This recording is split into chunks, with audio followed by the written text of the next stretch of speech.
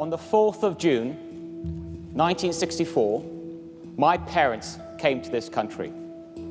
I'm proud to say that they were immigrants. They had almost no money, but they longed for a better life for me and my brothers.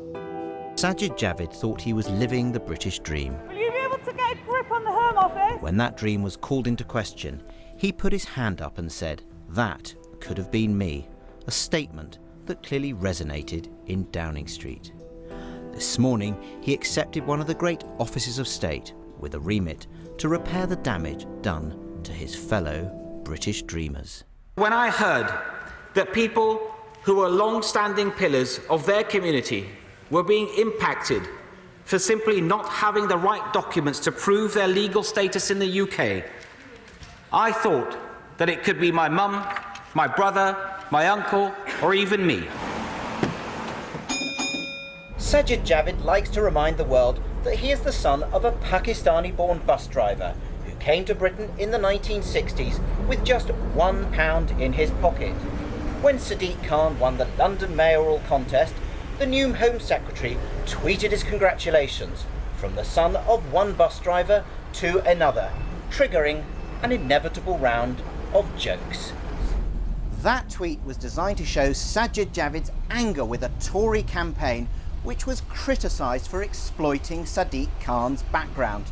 And now the new Home Secretary, who has not been afraid to challenge Theresa May in Cabinet, is hoping to preside over a new era to win back the confidence of Britain's minority communities. I want to start by making a pledge.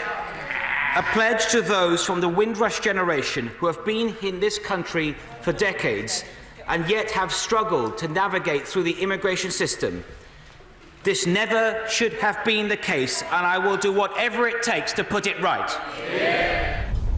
And voices from both sides in Parliament have high hopes for the new Home Secretary. Well, Sajid is an incredibly talented cabinet minister. I've had the privilege of working alongside him, and I think his appointment to the Home Office is not just that we've appointed a great individual to become Home Secretary, but it's also another glass ceiling that's been shattered. This definitely does touch him personally, and I saw that in his work around integration, where he talked about his mother's experience. So what I hope is that he brings that experience to bear on the job and initiates change. I think partly because of his background, he's got a license here to challenge.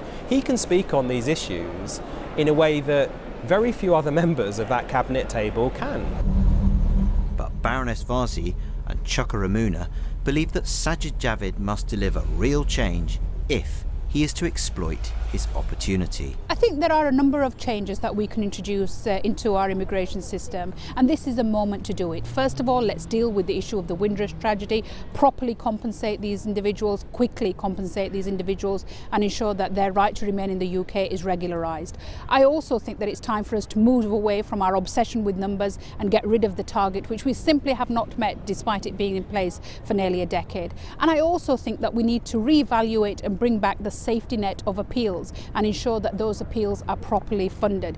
He's got a massive opportunity here to turn the page and introduce a much better natured immigration debate in our country. So dump that ridiculous net migration target, which they know they are not going to meet, or at least take students out of it, is what I've been arguing for.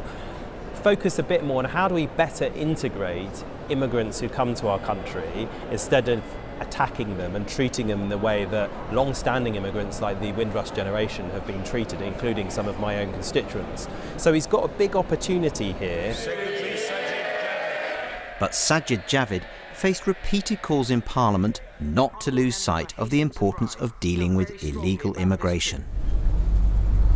One Tory MP asked the Home Secretary for an assurance that he would not use Windrush as a Trojan horse to go soft.